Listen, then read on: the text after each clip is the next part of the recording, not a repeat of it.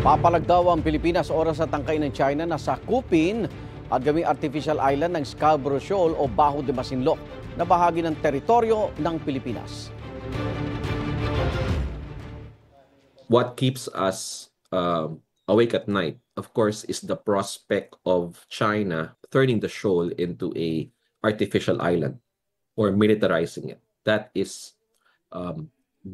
going to be very troubling. The legal status of Scarborough Shoal as part of Philippine territory is clear.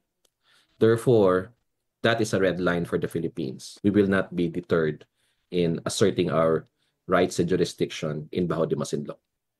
Kinumpirma ng National Security Council na dumoble ang aktibidad ng mga barko ng China sa paligid ng Bajo de Masinloc sa loob ng isang taon.